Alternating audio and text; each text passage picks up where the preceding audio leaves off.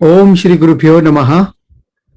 आज हम देखेंगे वेदांता और भगवत गीता से related question and answer session. तो आपके जो भी क्वेश्चंस है आप मुझे वो महीने के अंत तक दे सकते हैं, जिसको हम अगले महीने के पहले शनिवार को ले सकते हैं। तो हर महीने के पहले शनिवार को होता है हमारा क्वेश्चन एंड आंसर सेशन, लेकिन उसके लिए क्वेश्चन आपको एडवांस में भेजने पड़ते हैं। So let's start with the prayer. ओम सहना भवतु सहनौ भुनक्तु सह वीर्यं करवावहै तेजस्विनावधीतमस्तु मा विद्विषावहै। ओम शांति शांति शांति ही। ओम तत्सत। हमारा पहला क्वेश्चन है श्रेया जी का। श्रेया का ये क्वेश्चन है, यंग गर्ल है, स्कूल स्टूडेंट है, उनका ये क्वेश्चन है, जैसे अमर चित्र कथा जो कॉमिकल पिक्चर्स होते हैं उसमें, और उसमें बताया गया है कि भगवान श्री कृष्ण उनके जो स्किन का कलर है वो ब्लू बताया गया है, जो असुरस है उनका कलर डार्क है, और जो देवता है उनका कलर थोड़ा फेयर है, व्हाइट है, ऐसा तो गोरा रंग दिखाया गया है।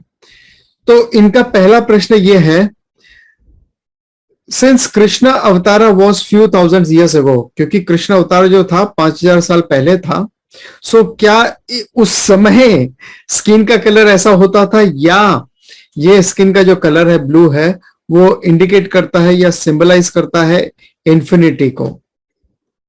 सो to answer her direct answer is, Krishna भगवान के जो ब्लू स्किन था, चाहे वो राम है या कृष्ण है, उनका जो ब्लू स्किन है वो सिंबलाइज करता है इंफिनिटी को। जैसे अगर आप देखो, जो समंदर का या ओशियन का जो रंग है वो भी ब्लूइश है, या जो स्काई का रंग है वो भी नीला है। जब हम पृथ्वी के पॉइंट ऑफ व्यू से देखते हैं तो वो भी नीला है, असीमित है। दोनों असीमित में माने जाते हैं, दोनों इनफाइनाइट ऐसे माने जाते हैं। सो द ब्लू रंग indicates infinity, so there is a symbolical meaning behind that.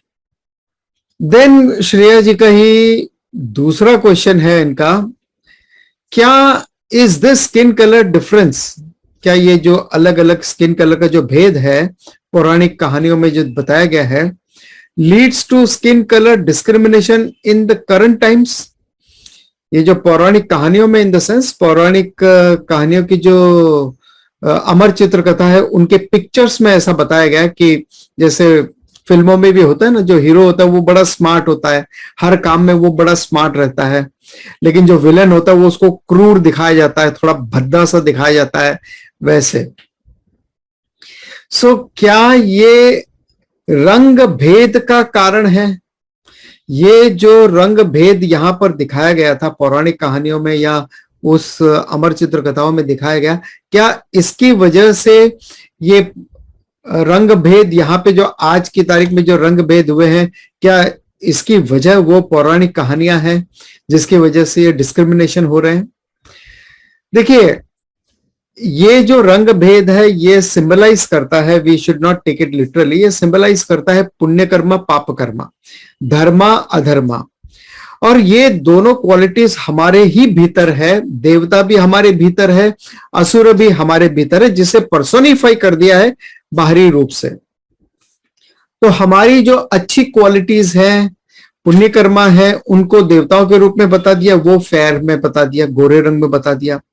जो हमारी नेगेटिव क्वालिटीज है, नकारात्मक सोच है हमारी, या उसको आसुरिक रूप से बता दिया गया है, उसको डार्क शेड में बता दिया वहां पर।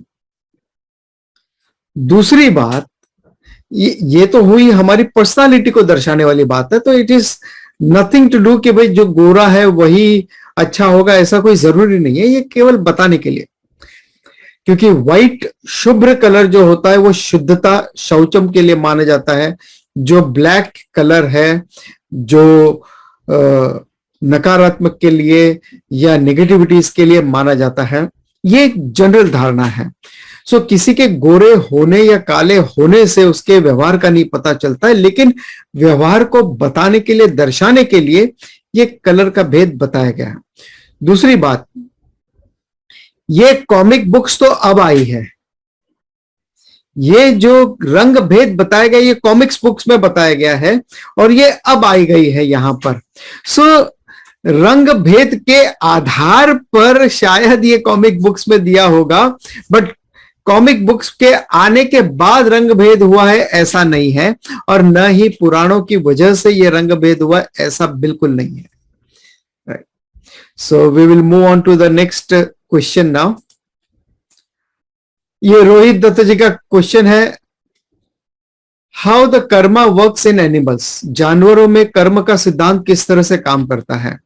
If animals don't have the choosing thing, यानी उनके पास में अगर पुरुषार्थ की कैपेसिटी नहीं है, चयन की क्षमता नहीं है, तो वो किस तरह से कर्म कर सकते हैं। Then how they create karma, how can they create karma. सही बात है कि अगर उनमें पुरुषार्थ नहीं है, चयन करने की क्षमता नहीं है, तो वो कर्म नहीं कर सकते। सही है, एनिमल्स के लाइफ जो है वो कर्म योनि नहीं है, वो केवल भोग योनि है।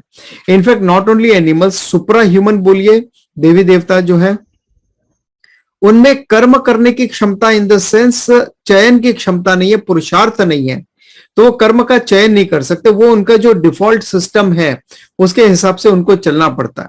अब यहां पे जैसे रोहित जी एक एग्जांपल देते हैं कि जैसे गाय है वो हर्बीवोरस है यानी वो शाकाहारी है, और जो टाइगर है वो कार्निवोरस है यानी मांसाहारी है।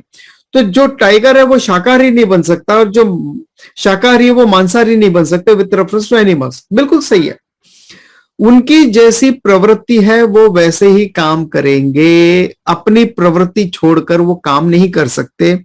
वो ये नहीं सोच सकते कि भाई टाइगर ये नहीं सोच सकता कि मैं इस हिरण को मार रहा हूं तो उसके बच्चों का क्या होगा, या मैं बच्चों को मार रहा हूं तो उसकी मां का क्या होगा वगैरह।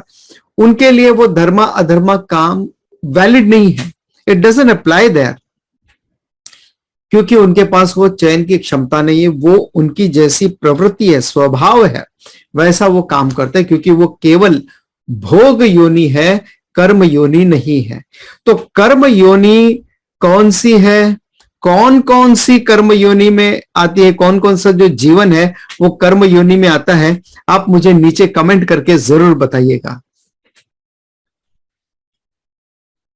चलते हैं हमारे नेक्स्ट क्वेश्चन पे, ये है राखी साहू जी का, how to overcome anxiety and fear. Anxiety और फियर से हम कैसे बाहर आ सकते हैं। देखिए, एंजाइटी, फियर, ये कई तरह के जो इमोशंस है, काम, क्रोध, लोभ, मोह, मद, मत्सर्य, भय, ये सारे इमोशंस जो हैं ये मन के स्वाभाविक इमोशंस हैं। ये मन का स्वभाव है, नेचुरल बिहेवियर है, या उसका नेचर है मन का। जब हम पास्ट की बातों में यानी भूतकाल में जब हम लिंगर करते हैं तो उससे डेवलप होता है अटैचमेंट। जब हम अननोन फ्यूचर के बारे में सोचते रहते हैं, वरी करते हैं, चिंतित रहते हैं, और या एंजाइटी होती है कि वो क्या मिलेगा, कैसे मिलेगा, मैंने एक लॉटरी का टिकट लिया है, वो कब खुलेगी, कितना पैसा मिलेगा वगैरह वगैरह, तो ये हो गई एक एंजाइटी कि भविष्य में मेरा क्या होगा, जो जिसके बारे में मुझे पता नहीं है और जो मेरे कंट्रोल में भी नहीं है।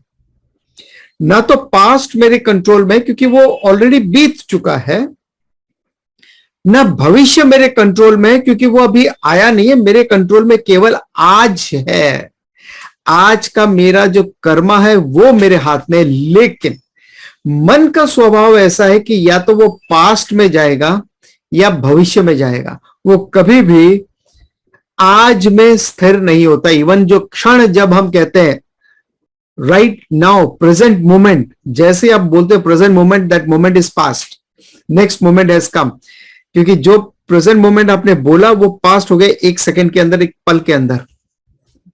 सो हमारा माइंड का स्वभाव है पास्ट और फ्यूचर में भटकना, और हमें चाहिए कि उसे प्रेजेंट में रखे। और जब तक ये पास्ट और फ्यूचर में भटकेगा, अटैचमेंट, एंजाइटी, फियर, ये सब इमोशंस आते रहेंगे।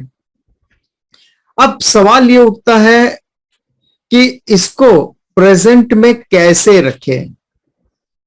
उसका एक ही उपाय है, दैट इज इंटेलेक्ट।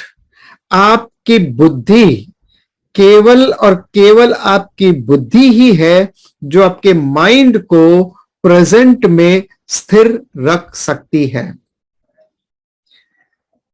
जैसे आपने देखा होगा LIC का जो सिंबल है, 2 हाथ है, उसके बीच में एक फ्लेम है और उसके बीच में वो फ्लेम स्थिर है। तो ये जो 2 हाथ है जो इस फ्लेम को प्रोटेक्ट करते हैं, ये 2 हाथ बुद्धि का काम करती हैं। जो फ्लेम जो फ्लिकर हो रही है वो हवा की वजह से, बाहरी वातावरण की वजह से जो फ्लिकर हो रही है, ये हमारा माइंड है। उसी तरह से ये बुद्धि है जो माइंड को कंट्रोल कर सकती है। दूसरा एग्जांपल, जिस तरह से पानी का जो बहाव है वो किसी भी दिशा में बह सकता है, ज्यादातर वो ढलान की तरफ बहता है, लेकिन वही पानी को अगर बैंक्स मिल जाती है, उसकी जो किनारे मिल जाते हैं, उसको दिशा निर्देशित कर सकते हैं, उसको वो चैनलाइज कर सकते हैं, और वो बहता हुआ पानी कहलाता है river, flow of water. Otherwise वो पानी जिसके कोई बैंक्स नहीं है वो तबाही का काम करता है, लेकिन जिस पानी के बहाव को बैंक्स मिल जाती है वो पानी जो है वो हमारे लिए लाभदायक है और सोसाइटी के लिए हेल्पफुल है। इस तरह से हमें चाहिए कि हमारी बुद्धि की मदद से हम अपने माइंड को कंट्रोल कर सके। अब सवाल ये उठता है कि what are the causes for fear, डर के कारण क्या क्या है। पहला है अटैचमेंट यानी आसक्ति किसी भी वस्तु, व्यक्ति, परिस्थिति से।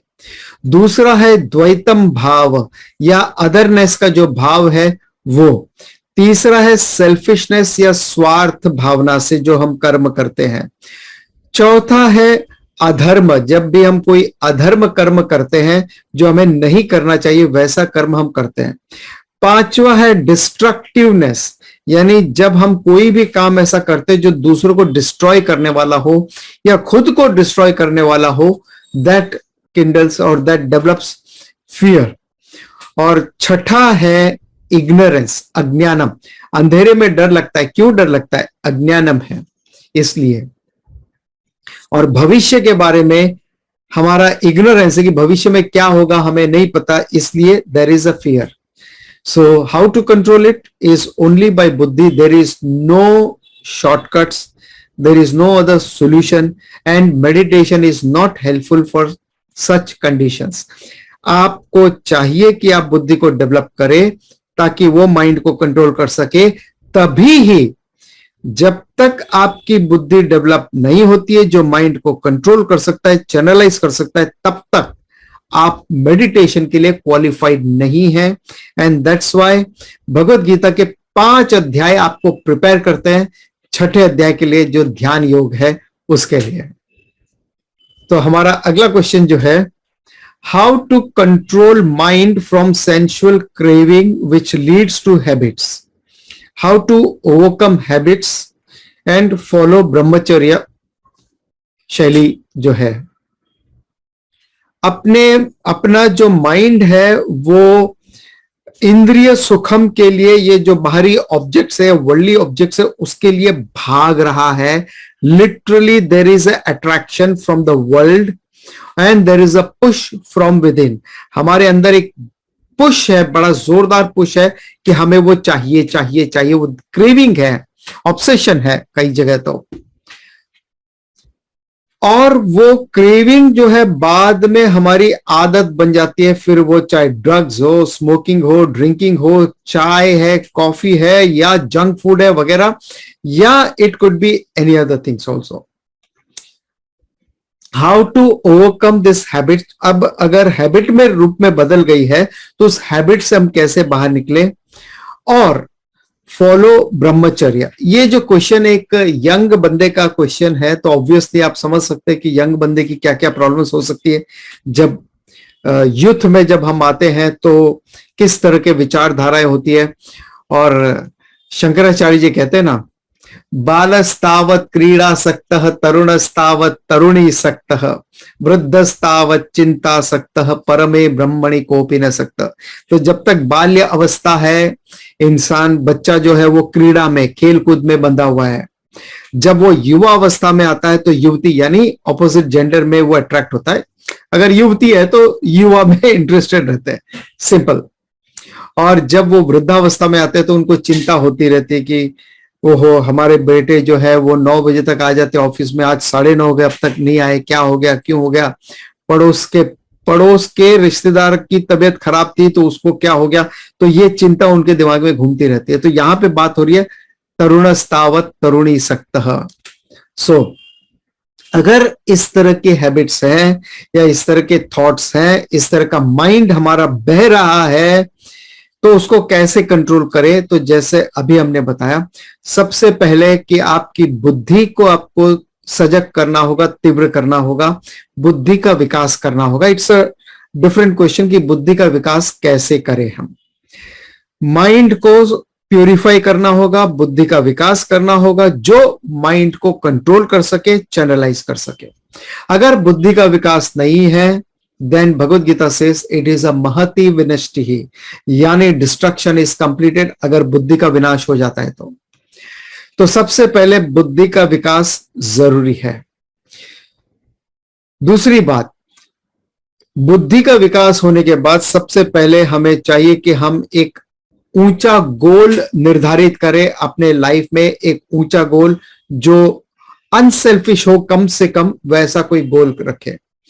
तीसरा, जब इस तरह की डिजायर्स और उत्पन्न होती है, it could be with reference to sense objects, any senses for that matter. 5 इंद्रियां हैं, तो किसी भी इंद्रियों के लिए कोई भी इस तरह की डिजायर्स है जो हमें पुल करती है, जो हमारे लिए हानिकारक है, जो बाद में गलत हैबिट्स के रूप में बदल जाती है, तो ऐसी हैबिट्स के बचने के लिए हमारे माइंड को हमें चाहिए कि हम उसे चैनलाइज करें।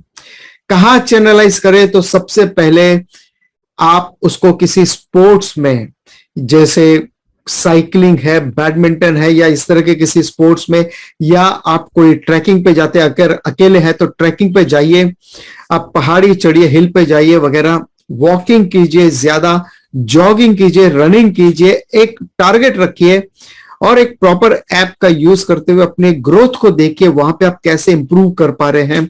अपनी हेल्थ को अच्छा बनाइए, बॉडी को हेल्दी बनाइए। इस तरह से अपने अंदर रजस को इंजेक्ट करना है, क्योंकि ये जो थॉट्स है हमें तमस की ओर ले जाते हैं, पतन के रास्ते पे ले जाते हैं, तमस की ओर ले जाते हैं। तो उसको सबसे पहले चाहिए, वो डिजायर्स है, वो एनर्जी है, तो उस एनर्जी को हमें चैनलाइज करना है इन अ पॉजिटिव डायरेक्शन। इसे कहते हैं तपस। तपस यानी अपने माइंड को जो रॉन्ग डायरेक्शन में जा रहा है उसको वहां से नियंत्रित करना है, और दूसरी जो प्रोडक्टिव एरिया है वहां पर उसे केंद्रित करना है, चैनलाइज करना है। दैट इज कॉल्ड तपस। सो ये तपस, ये जरूरी है, और इसी से आप ब्रह्मचर्य आश्रम का भी पालन कर सकते हैं। और उस तरह की सिचुएशन को अवॉइड कीजिए जो आपको इस तमस की तरफ और ज्यादा खींचते। जैसे वैसे दोस्त हैं जो आपको ड्रिंक्स के लिए ले जाएंगे या गलत रास्ते पर ले जाते हैं, या वैसा टाइम है आफ्टर 7 जो है, 7 डाउन के बाद में जो है वो कहते हैं ना हैप्पी आवर्स, वो सब छोड़कर उसके बाद में सब शुरू हो जाते, काले धंधे सारे शुरू हो जाते हैं। तो वैसे टाइम पे वैसी कंपनी को अवॉइड करके उस समय अपने आप को सत्संग में लगाए। सत्संगत्वे निस्संगत्वम, यानी सत्संग से ही आपको निस्संगत्वम हासिल हो सकती है। सो कीप सत्संग। अगर सत्संग नहीं कर सकते हैं तो अपने आप को सत्संगी बनाए। जैसे मैंने बताया, कोई स्पोर्ट्स में आप जा सकते हैं, स्पोर्ट्स एक्टिविटीज को आप डेवलप कर सकते हैं वैसे। और अपने अंदर सत्वा को डेवलप करना है, साथ साथ में तमस को पूरी तरह से अवॉइड करना है, और उसको अवॉइड करने के लिए रजस सबसे पहले जरूरी है, और उसके साथ ही साथ सत्वा को डेवलप करना जरूरी है। और सत्वा कब डेवलप होगा? मॉर्निंग आवर्स में। तो रात को जल्दी सोना है, सुबह जल्दी उठना है, सुबह जल्दी उठ के काम धंधे पे लग जाना है, यानी स्पोर्ट्स है, एक्सरसाइज है, ट्रैकिंग है, ट्रैवलिंग है, कुछ भी, जो भी आपको एक्टिविटीज पसंद है वैसा आप कीजिए। वेदांत शास्त्र ये नहीं कहता है आप कम सोए। वेदांत शास्त्र आपके 8 घंटे की जो नींद है वो आप पूरी लो, इसमें कोई गुंजाइश नहीं है, मतलब कोई इसमें कंसेशन नहीं है, आपको पूरी नींद लेनी है। लेकिन जल्दी सोकर जल्दी उठने से आपकी आध्यात्मिक प्रगति के लिए ये सहायक है, हेल्पफुल है, क्योंकि इससे सत्व गुण ज्यादा डेवलप होते हैं। सो हमारा अगला क्वेश्चन है पवित्र जी का, how to distinguish if we are using और अब्यूजिंग आवर फ्री विल। हम ये कैसे जाने कि हम अपने जो फ्री विल है, पुरुषार्थ है, उसको यूज कर रहे हैं या अब्यूज कर रहे हैं। देखिए, टू द एक्सटेंट आपकी बुद्धि विकसित है, टू दैट एक्सटेंट आपको ये समझ में आएगा। और अगर आपकी बुद्धि विकसित है तो ऑब्वियसली आप उसका अब्यूज तो नहीं ही करोगे, लेकिन अगर कर भी लोगे या उस दिशा में आपके विचार जाते भी होंगे तो आपको तुरंत पता चल भी जाएगा, डिपेंडिंग अपॉन कि आपकी बुद्धि का विकास कितना हुआ है। और दूसरी बात, अगर आप अपने पुरुषार्थ के साथ चल रहे हैं, पुरुषार्थ के हेतु आप अपना काम कर रहे हैं, यानी आप अपने स्वधर्म अनुष्ठानम कर रहे हैं, आप अपने स्वधर्म के साथ चल रहे हैं, तो स्वधर्म के साथ चलने में तकलीफ में भी आप खुश रहोगे। और अगर आप परधर्म कर रहे हैं तो भले ही आपको सक्सेस मिले उसमें, मगर फिर भी आप मेंटली स्ट्रेस में रहोगे, तनाव में रहोगे। This is a very big sign to understand कि मैं अपने फ्री विल का यूज कर रहा हूं या अब्यूज कर रहा हूं, राइट। सो अगर हम स्वधर्म अनुष्ठानम करते हैं, स्वधर्म का पालन करते हैं, तो मेंटली काम रहते हैं, नहीं तो हम मेंटली स्ट्रेस रहते हैं। लेकिन अगर कोई व्यक्ति बहुत ही तामसिक स्टेट में है, जिसे बिल्कुल कोई फर्क नहीं पड़ता, दुनिया इधर की उधर हो जाए, घर वाले का क्या बिगड़ता है, क्या अच्छा होता है, मुझे कोई लेना देना नहीं है, I am not even bothered for my self also, बस पड़ा हूं गद्दे पे, बस और कुछ नहीं। तो जो ऐसा व्यक्ति है who is not even bothered about himself और herself also, such a person will never know कि क्या सही है और क्या गलत है। वो बंदा बिल्कुल वैसा है जैसे एक एम्ब्रियो होता है, एक माँ के कोख में जो बच्चा पल रहा होता है, बिल्कुल वैसा है। वो कुछ नहीं कर सकता, उसे कुछ नहीं पता, इग्नोरेंट है, अभी कुछ नहीं कर सकता, और आप भी कुछ नहीं कर सकते उसके लिए। 9 महीने इंतजार के अलावा और कुछ नहीं कर सकते। अब ये चलते हैं 7वें क्वेश्चन पे, इंडियन योगी जी का। तो इनका जो प्रश्न है ये कर्मा से संबंधित है। तो ये पूछते हैं, as per the shastra karmas are performed at 3 levels. जो शास्त्र के अनुसार कर्म 3 लेवल पे परफॉर्म किया जाता है, कायिकम, वाचिकम, मानसम। कायिकम यानी फिजिकल, वाचिकम यानी स्पीच लेवल पे, और मानसम यानी मेंटल या थॉट लेवल पे है। If our karma is through intention, कर्तृत्व, then we are not intentionally performing many of our mental actions and thoughts, but that is the reason for our physical karma. हमारा जो भी physical Karma है उसका मूल कारण है हमारा माइंड, हमारे थॉट्स। लेकिन ऐसे कई थॉट्स है जो हम परफॉर्म नहीं करते, ऐसे कई कर्मा है फिजिकली जो हम परफॉर्म करें जो थॉट बेस पे नहीं है, ऐसा भी हो सकता है। सो प्लीज, अब ये यहां पे सपोर्ट करते हैं अपने रीजनिंग को, thought is the seed for physical Karma, agreed. So how should I understand this. देखिए, 2 बातें यहां पे इनके क्वेश्चन से मुझे जो समझ में आता है, या तो हमारे थॉट्स हैं और हम एक्शन नहीं परफॉर्म करते, या हम एक्शंस जो परफॉर्म करें वो उसके ऐसे हमारे थॉट्स नहीं है।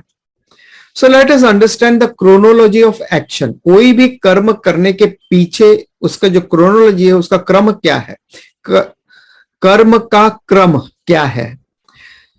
No action is possible without a thought, no thought is possible without having that yours, और जिसको हम अलग भाषा में कहते हैं वासनास, जो हमारे संस्कार हैं, जो हमारे संस्कार यानी जो बीज रूप में है, जो कारण शरीर के रूप में है, बीज रूप में है, वो संस्कार वहां से स्फुटित होते हैं, अंकुरित होते हैं थॉट्स।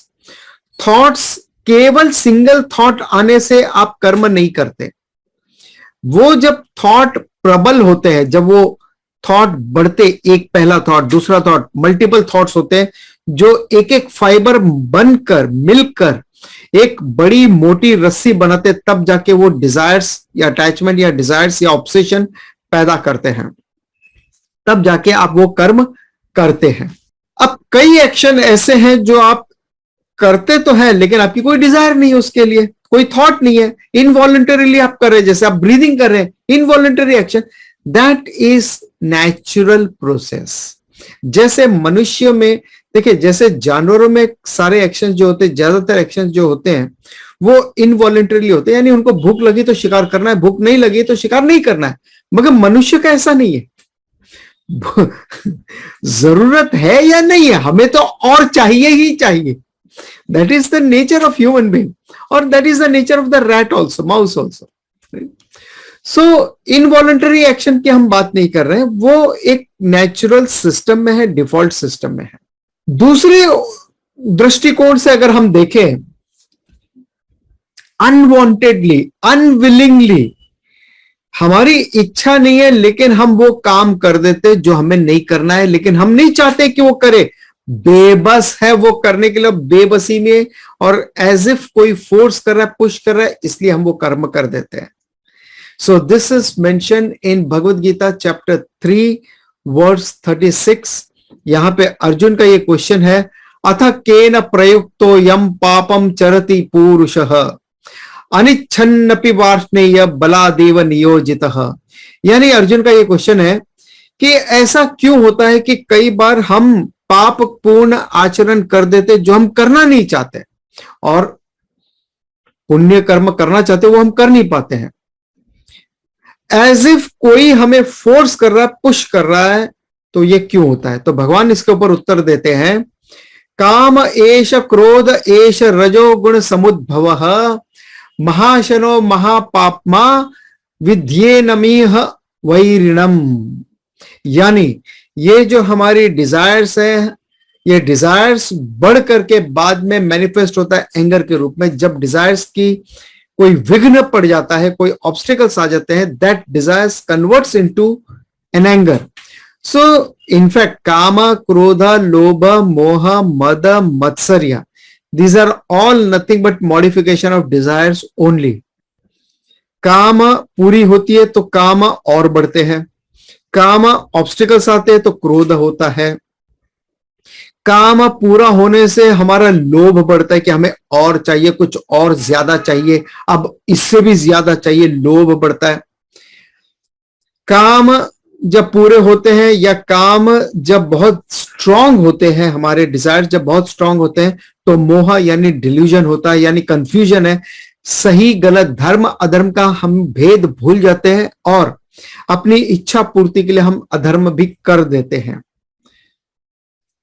काम, क्रोध, लोभ, मोह, मद, अगर आपकी इच्छा पूरी हो गई, दूसरे की नहीं हुई, देयर इज अ मद, एरोगेंस आ गया। मात्सर्य, दूसरे की पूरी हो गई, आपकी पूरी नहीं हुई, तो जेलसी है वहां पर। So these are all modification of the same desires.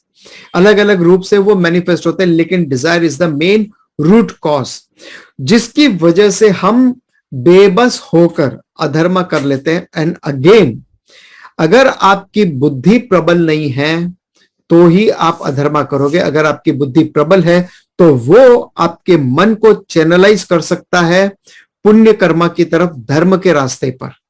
सो अगर आप देखो, जो पांडव और कौरव थे महाभारत में, तो पांडव रिप्रेजेंट्स धर्म, जो बुद्धि के साथ है। बुद्धि कौन है यहाँ पे? नॉलेज वाला बुद्धि जो है वो भगवान श्री कृष्ण है।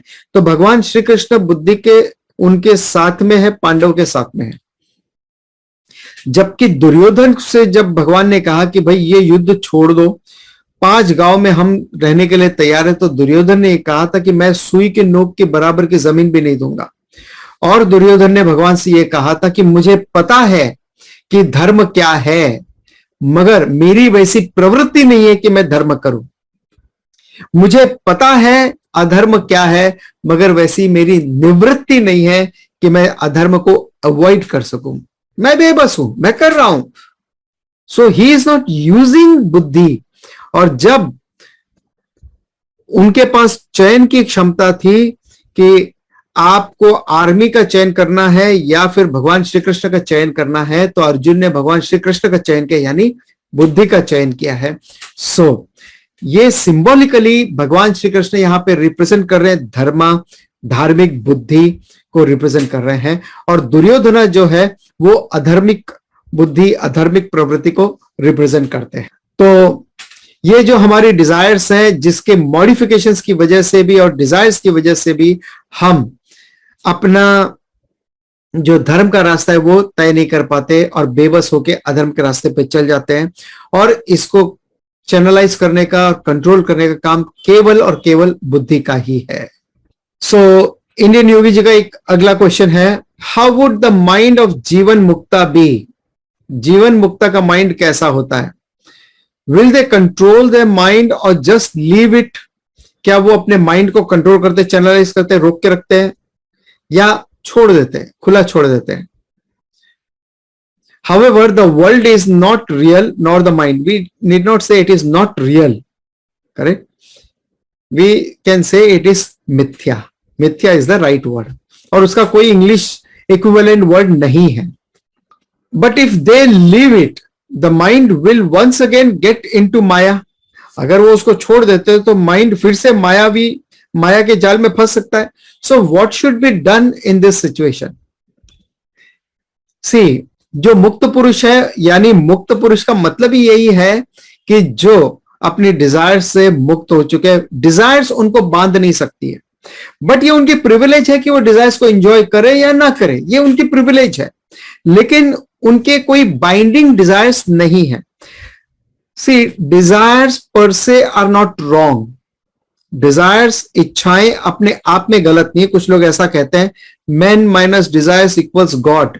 ऐसा कोई जरूरी नहीं है.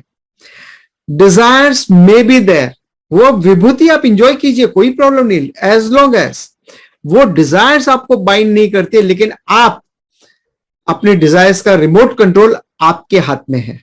आप कंट्रोल करते हो अपनी डिजायर्स को, आप चैनलाइज करते हो अपनी डिजायर्स को, तब तक कोई प्रॉब्लम नहीं है. लेकिन जब आपकी डिजायर्स आपको कंट्रोल करने लगे, और वैसा हो जाता है नॉर्मली कि डिजायर्स आपको कंट्रोल करने लग जाते हैं, और इसको रामायण में कुछ इस तरह से बताया गया कि जो वाली है, वाली को यह वरदान है कि जो कोई भी उसके सामने युद्ध करेगा उसको 50% एनर्जी जो है वो सामने वाले की ताकत उसको मिल जाएगी. अब वो खुद अपने आप में इतना बलवान है, सामने वाले की 50% ताकत मिल गई तो डेफिनेटली वो 50 से ज्यादा है, देन डेफिनेटली वो सामने वाले को हरा देगा. और इसीलिए भगवान श्री राम ने छिप कर वाली का वध किया था. अब यहां पे जो वाली है वो इंडिकेट करते हैं डिजायर्स. तो इन शॉर्ट हमारी डिजायर्स की स्ट्रेंथ ऐसी है, इतनी पावरफुल है कि जब आप अपने डिजायर्ड ऑब्जेक्ट के सामने आते हो, डिजायर की फुलफिलमेंट होती हुई दिखाई देती है, आप अपना आपा खो देते हो, आपकी ताकत क्षीण हो जाती है, बौद्धिक ताकत क्षीण हो जाती है. इसलिए जो ऐसी वीकेस्ट एरिया है वहां पे छुप के अवॉइड करो, उस एनवायरमेंट को, उस लोगों को अवॉइड करो, ताकि आप अपने आप को विड्रॉ कर सके. नाउ विथ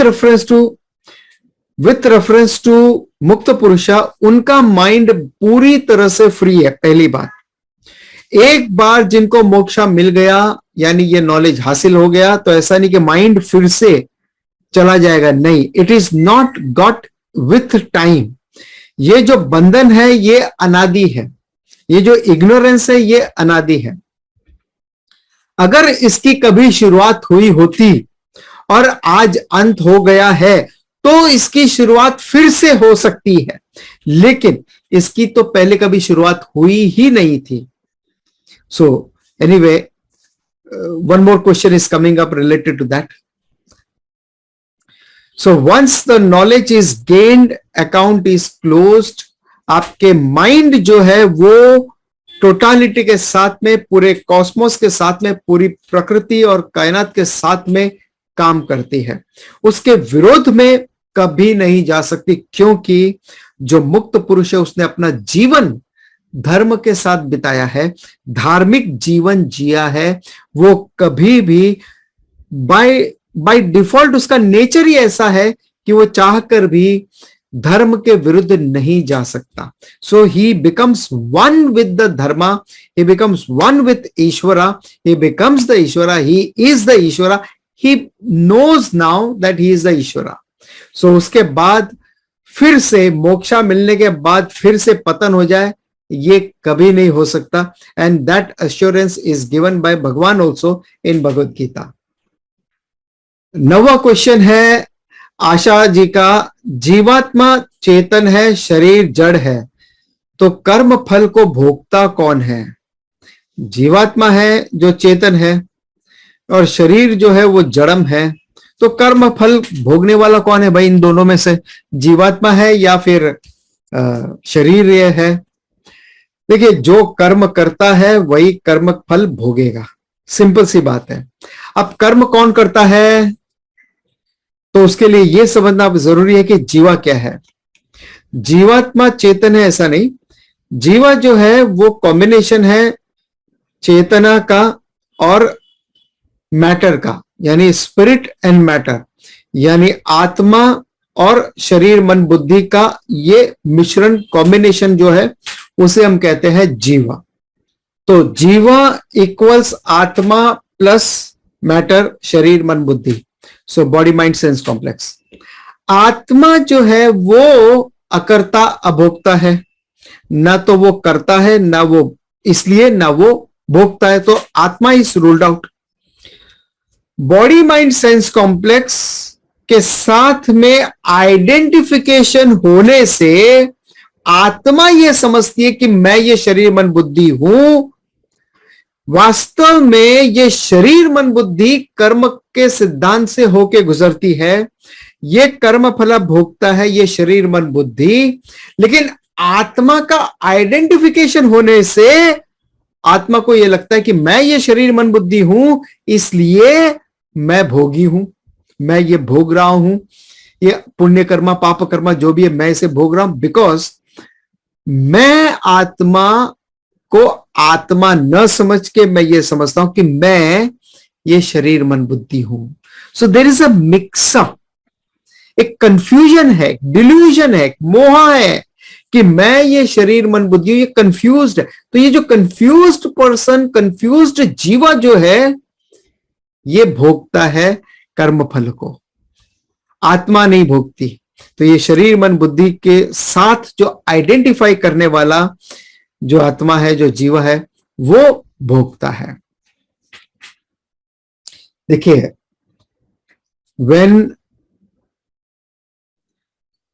जब तक पॉट अपने आप को पॉट समझता है तब तक उसको यह डर रहेगा कि मैं किसी दिन टूट सकता हूं, मैं छोटा हूं, बड़ा हूं, कॉम्प्लेक्सेस हो सकते हैं. लेकिन अगर वो आइडेंटिफाई कर ले कि मैं क्ले हूं, तो उसे किसी तरह का कोई भय नहीं है, टूटने फूटने का डर नहीं है, छोटे बड़े का कोई कॉम्प्लेक्स नहीं होगा, क्योंकि मैं क्ले था, क्ले हूं और क्ले रहूंगा. चाहे मैं इस पॉट फॉर्म में हूं, पॉट फॉर्म में कोई मुझे यूज करे ना करे, डजंट मैटर. कोई मुझे इस पॉट को तोड़ दे या मैं टूट जाऊं तो भी डजंट मैटर. सो वैसे ही एक बार जो मैं जान लूं कि मैं आत्मा हूं, मैं ये शरीर मन बुद्धि नहीं हूं, देन आई एम अकर्ता, क्योंकि आत्मा अकर्ता है, शरीर मन बुद्धि कर्ता भोगता है. आशा जी का ये अगला क्वेश्चन है, अगर जीवात्मा भोगता है तो यह कर्मों में सबसे पहली बार कैसे फंसा? क्योंकि जीवात्मा बनने से पहले तो ये परमात्मा ब्रह्म ही रहा होगा. राइट. सो ये एक आम तौर पे लोगों की कुछ गलत फहमी है कि अगर जीवात्मा भोगता है तो वो कर्मों से पहली बार कैसे फंसा. We will answer that. क्योंकि जीवात्मा बनने से पहले ये परमात्मा ब्रह्म ही रहा होगा, ये गलत धारणा है. See, we don't know, no one knows, because ये जो अज्ञानम है ये अनादि है. ये जो माया है ये अनादि है, ये जो ब्रह्म है ये भी अनादि है, दोनों अनादि है। अनादि यानी जिसकी कोई शुरुआत हुई है, कोई समय पे शुरू हुआ, ऐसा नहीं है। ब्रह्म और ये इग्नोरेंस, हमारा जो माया से जनित जो इग्नोरेंस है, मूल अविद्या है, ये दोनों अनादि है। लेकिन ब्रह्म अनंत है, माया या ये जो इग्नोरेंस है, हमारा मूल अविद्या जो है ब्रह्म के बारे में, ये अनंत नहीं है। जैसे ही आपको नॉलेज मिल जाएगा ये इग्नोरेंस चला जाएगा। सो ब्रह्म इज अनादि एंड अनंता, इग्नोरेंस इज अनादि बट नॉट अनंता। सो उसी तरह से ये कब से शुरू हुआ है, वी कैन नॉट से कब से शुरू हुआ है, बिकॉज ये अनादि है।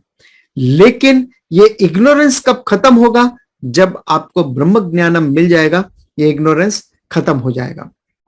सो पहले भी और अभी भी और बाद में भी आप ब्रह्म थे, ब्रह्म हो, ब्रह्म ही रहोगे। ऐसा बिल्कुल नहीं है कि पहले ब्रह्म थे, फिर कुछ गड़बड़ हो गई, परम्यूटेशन कॉम्बिनेशन बिगड़ गया, उसके बाद में आप जीवा बन गए, इंडिविजुअल बन गए, इग्नोरेंट बन गए, अज्ञानी बन गए, और उसके बाद में नॉलेज मिलने के बाद फिर से ब्रह्म मिल गए। अगर ऐसा है तो फिर से ब्रह्म से फिर से आप अज्ञानी बन सकते हो, लेकिन ऐसा बिल्कुल नहीं है, क्योंकि इग्नोरेंस, मूल अविद्या, माया, ये अनादि है, लेकिन ये अनंत नहीं है ब्रह्म की तरह, राइट।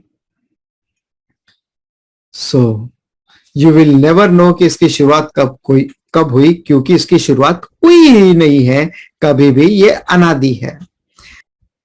सो सबसे तो ये, अब अगर जीवात्मा भोगता है तो ये कर्मों में सबसे पहली बार कैसे फंसा, there is no answer for that, no answer in the sense the question doesn't exist कि पहली बार कब फंसा, क्योंकि there is no पहली बार, because it is अनादि, but it is not अनंता, इसका अंत है, इस इग्नोरेंस का अंत है, इस कर्मों का अंत है। तो ये जान लेना कि मैं अभी कर्मों में फंसा हूं, ये इंपॉर्टेंट है। अगर जब तक हम ये ही नहीं जानेंगे कि मैं कर्मों में फंसा हूं या फंसी हूं, तब तक हम इसका समाधान भी नहीं ढूंढेंगे। लोगों को यही लगता है कि मैं यहां पे इस दुनिया में जो कुछ भी हूं, बड़ा खुशहाल हूं, बहुत अच्छा चल रहा है, बड़े मजे की जिंदगी कट रही है, इसको छोड़कर मोक्षा मैं क्यों हासिल करूं भला। सो ये लोगों की एक कुछ गलत धारणाएं होती है। सो सबसे पहले ये अवेयरनेस का होना बहुत जरूरी है कि मैं बंधा हुआ हूं। सो इसी के साथ कंक्लूड करते हैं हमारा आज का ये क्वेश्चन एंड आंसर सेशन। अगर आपके भी कोई क्वेश्चन है या आज से संबंधित कोई भी डाउट्स है तो आप नीचे कमेंट करके डाल सकते हैं। और अगर आपको ये Q&A अच्छा लगता है, आपको पसंद है, तो आप इसको दूसरे लोगों के साथ भी शेयर कर सकते हैं, फॉरवर्ड कर सकते हैं, प्लस आप अपने कमेंट्स डाल सकते हैं। आप आपका ओपिनियन हमें भेज सकते हैं कि आपको इसमें और क्या इनपुट चाहिए और कैसा चाहिए, क्या फ्रीक्वेंसी में चाहिए आपको। अभी हम कर रहे हैं महीने में एक बार, क्या आपको हर वीक, हर 15 दिन में ऐसे चाहिए, या 2-3 महीने में एक बार चाहिए, या रेयरली चाहिए, जो भी हो। So please share your comments, share your views, share your opinions. आपके ओपिनियन से हमें समझ में आता है कि आपको क्या चाहिए, right. So we will conclude with the prayer now. ओम पूर्णमदः पूर्णमिदं पूर्णात् पूर्णमुदच्यते पूर्णस्य पूर्णमादाय पूर्णमेवावशिष्यते। ओम शांति शांति शांति। ओम तत्सत्।